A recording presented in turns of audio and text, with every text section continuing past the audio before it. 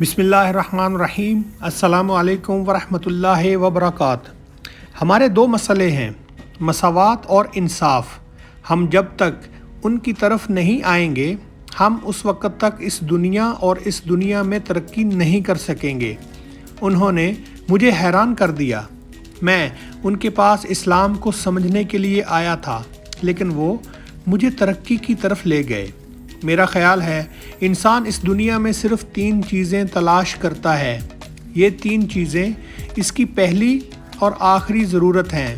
ان 3 چیزوں میں پہلی چیز خوشی ہے، دوسری سکون اور تیسرا آرام۔ ہمیں دنیا میں ان 3 چیزوں کے علاوہ کچھ نہیں چاہیے ہوتا۔ ہمارا ہر کام خوشی کی تلاش سے شروع ہوتا ہے اور خوشی پر پہنچ کر ختم ہو جاتا ہے۔ ہم اگر خوشی تک نہ پہنچ سکیں تو ہماری ہر کامیابی، ہر اچیومنٹ بے معنی ہو جاتی ہے۔ سکون ہماری زندگی کا دوسرا بڑا مقصد ہے۔ ہم عبادت سے لے کر خدمت تک اور اندھے کو سڑک پار کرانے سے حج تک تمام بڑے اور چھوٹے فریضے سکون کے لیے ادا کرتے ہیں، اور اگر ہمیں ان تمام فریضوں سے سکون نہ ملے تو ہم انہیں فوراً چھوڑ دیں، اور ہماری زندگی کا تیسرا ٹارگٹ آرام ہوتا ہے۔ ہماری ساری کامیابیاں، ہماری ساری کوششیں اور ہماری ساری جد و جہد آرام پر آ کر ختم ہوتی ہے۔ آرام دہ گاڑی، آرام دہ اور کشادہ گھر، گرمیوں میں ٹھنڈا اور سردیوں میں گرم کمرہ، آرام دہ صوفہ، آرام دہ بیڈ، آرام دہ ڈرائنگ روم، آرام دہ اور خوبصورت فارم ہاؤس اور ساحل سمندر پر آرام دہ ہٹ۔ یہ کیا ہیں؟ یہ سب ہماری کارکردگی، ہماری کامیابی اور ہماری کوشش کا آخری نتیجہ ہے۔ یہ دنیا کے ہر انسان کی زندگی کے مقاصد ہیں، لیکن ساتھ ہی میں سوچتا ہوں ان تمام چیزوں میں اسلام کہاں فٹ ہوتا ہے؟ یہ خوشی کے مقصد میں کہاں معاون ہے؟ یہ سکون کو کہاں کہاں ایڈریس کرتا ہے؟ اور یہ آرام اور آسائش کی خواہش میں کہاں کہاں ہماری مدد کرتا ہے؟ مجھے اس کا کوئی جواب نہیں ملتا تھا، چنانچہ میں اس دائمی سوال کے جواب کے لیے ان کے پاس آ گیا۔ انہوں نے میرا سوال سنا اور اس کے بعد جواب دیا۔ ہمارے 2 مسئلے ہیں، مساوات اور انصاف۔ ہم جب تک ان کی طرف نہیں آئیں گے ہم اس وقت تک اس دنیا اور اس دنیا میں ترقی نہیں کر سکیں گے۔ وہ اطمینان سے صوفے پر بیٹھے تھے۔ میں نے عرض کیا، جناب میں سمجھا نہیں۔ وہ بولے، انسان کے سکون، آرام اور خوشی کی عمارت ترقی پر استوار ہے۔ یہ جب تک ترقی نہیں کرتا یہ اس وقت تک خوشی، سکون اور آرام سے لطف نہیں لے سکتا، اور ترقی اور اس کے بعد آرام، خوشی اور خوشی انصاف اور مساوات کے بغیر ممکن ہی نہیں۔ اور اسلام دنیا کا واحد مذہب ہے جس نے مساوات اور انصاف دونوں کو اپنی روح کا درجہ دیا۔ میں نے حیرت سے ان کی طرف دیکھا۔ وہ بولے، اگر کوئی مجھے یہ کہے آپ 2 لفظوں میں اسلام کی تعریف کریں تو میں کہوں گا مساوات اور انصاف۔ میں نے عرض کیا، جناب یہ کیسے؟ وہ بولے، اسلام کے 5 ارکان ہیں، توحید، نماز، روزہ، زکوٰۃ اور حج۔ یہ 5واں ارکان مساوات ہیں۔ یہ 5 ارکان مساوات ہیں۔ کلمہ ہر شخص کے لیے مساوی ہے۔ ہر مسلمان، خواہ وہ عربی ہو یا عجمی، خواہ یہ نوکر ہو یا بادشاہ، اور یہ امیر ہو یا غریب، اس کے لیے ایک ہی کلمہ ہے، اور یہ خواہ کتنا ہی بڑا اور طاقتور کیوں نہ ہو جائے، یہ اس وقت تک مسلمان نہیں ہو سکتا جب تک یہ لا الہ الا اللہ محمد الرسول اللہ صلی اللہ علیہ وآلہ وسلم نہ کہہ دے۔ اور یہ کلمہ کسی کے لیے چھوٹا اور نہ ہی کسی کے لیے بڑا ہوتا ہے۔ نماز دوسرا رکن ہے۔ یہ رکن ہر مسلمان پر فرض ہے۔ آپ بادشاہ ہیں، آپ کو نماز پڑھنا پڑے گی، اور آپ غلام ہیں، نماز آپ پر بھی فرض ہے۔ اور تمام مسلمانوں کے لیے وقت، رکعتیں، نماز کا آغاز اور نماز کا طریقہ کار بھی یکساں ہے۔ اور جب نماز کے لیے صفیں بنتی ہیں تو بادشاہ کو اپنے نوکر کے کندھے کے ساتھ کندھا ملانا پڑتا ہے۔ اسلام میں ہرگز یہ گنجائش نہیں کہ آپ بادشاہ ہیں تو آپ وضو کے بغیر نماز پڑھ لیں۔ آپ امیر ہیں تو آپ کے لیے نماز مختصر ہو جائے گی، اور اگر آپ ملازم ہیں، غریب ہیں یا پھر غلام ہیں تو آپ کے لیے رکعتیں بڑھ جائیں گی۔ تمام مسلمان ایک ہی طریقے سے اور ایک ہی مقامی وقت پر ایک دوسرے کے کندھے سے کندھا جوڑ کر نماز ادا کرتے ہیں، اور اس وقت کوئی بڑا اور کوئی چھوٹا، کوئی غلام اور کوئی بادشاہ نہیں ہوتا۔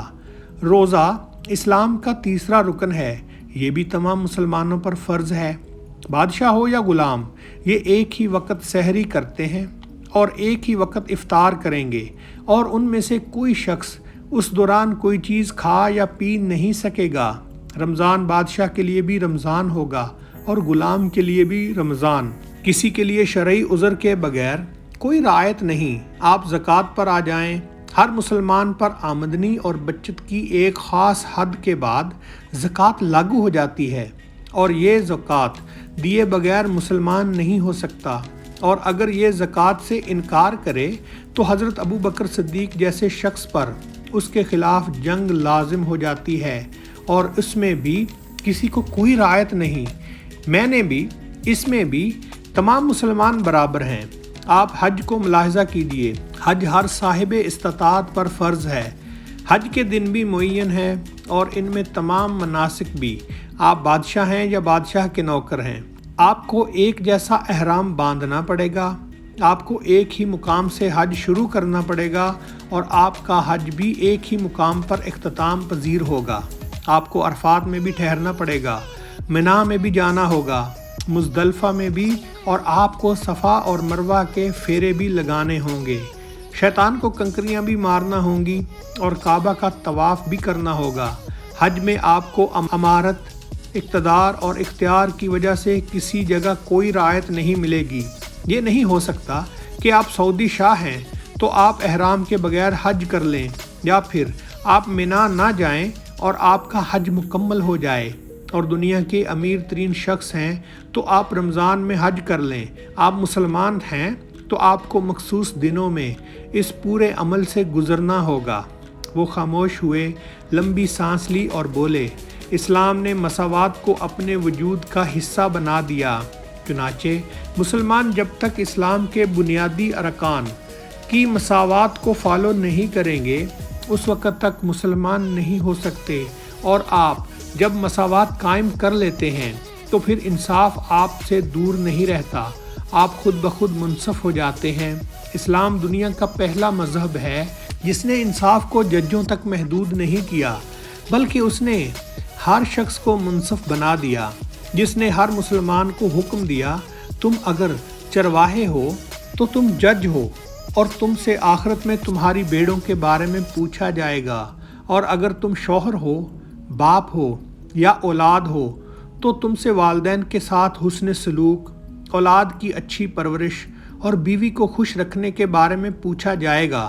چنانچہ ہم جب تک اپنی روزانہ کی زندگی میں انصاف قائم نہیں کرتے، ہم اپنے زیر اطاعت لوگوں کے ساتھ انصاف نہیں کرتے، ہم اس وقت تک مسلمان ہی نہیں ہو سکتے۔ تاریخ کا سنہرا ترین دور حضرت عمر فاروق کا عہد تھا، اور حضرت عمر فاروق کے دور کو 2 لفظوں میں بیان کرنا ہو تو وہ لفظ ہوں گے عدل فاروقی۔ چنانچہ عدل انصاف اسلام کا سنہرا اصول بھی ہے اور روح بھی۔ وہ رکے، مسکرائے اور بولے، مساوات اور انصاف کے بغیر کوئی معاشرہ ترقی نہیں کرتا۔ آپ آج کی پوری ترقی یافتہ دنیا پر نظر ڈالیں، آپ کو دنیا کا ہر وہ ملک ترقی یافتہ دکھائی دے گا جس نے مساوات اور انصاف کو اپنایا، اور آپ کو ہر وہ ملک غیر ترقی یافتہ دکھائی دے گا جس میں مساوات اور انصاف نہیں ہوگا، خواہ اس ملک کے تمام لوگ حاجی ہوں اور ہر دوسرے دروازے کے بعد مسجد ہو، اور اس کی زمین میں سونے، ہیروں اور پٹرول کے سمندر ہوں۔ لہٰذا جب تک آپ مساوات اور انصاف قائم نہیں کرتے، آپ اس وقت تک ترقی ہی نہیں کر سکیں گے، اور آپ جب تک ترقی نہیں کرتے اس وقت تک آپ کے آرام، خوشی اور سکون کا سفر شروع ہی نہیں ہوگا۔ میں نے عرض کیا، کیا پاکستان میں یہ دونوں چیزیں موجود ہیں؟ وہ بولے جی نہیں۔ میں نے عرض کیا، کیا عالم اسلام میں موجود ہیں؟ وہ بولے نہیں ہیں۔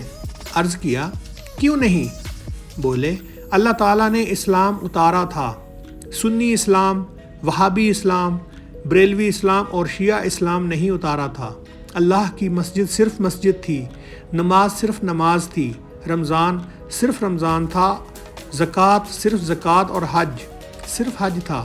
اور جب تک یہ صرف حج، زکوٰۃ صرف نماز، مسجد صرف مسجد اور رمضان صرف رمضان رہا، مسلمان اس وقت تک ترقی کرتے رہے اور اس ترقی کی وجہ سے یہ خوشی، سکون اور آرام بھی پاتے رہے۔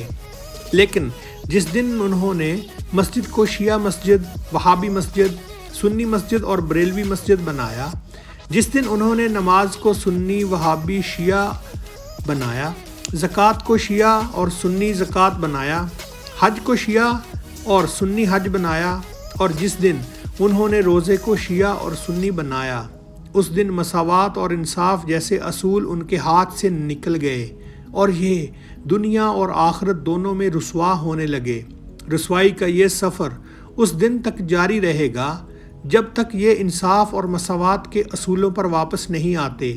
یہ جب تک توحید کو محض توحید، نماز کو نماز، حج کو حج، زکوٰۃ کو زکوٰۃ اور روزے کو روزہ نہیں بناتے، کیونکہ کوئی مسلمان اس زمین پر اللہ کے اصولوں کی خلاف ورزی کر کے خوش رہ سکتا ہے، سکون پا سکتا ہے اور نہ ہی آرام کا ذائقہ چکھ سکتا ہے۔ شکریہ دوستو، ہمارے چینل کو سبسکرائب کریں۔ السلام علیکم ورحمۃ اللہ وبرکاتہ۔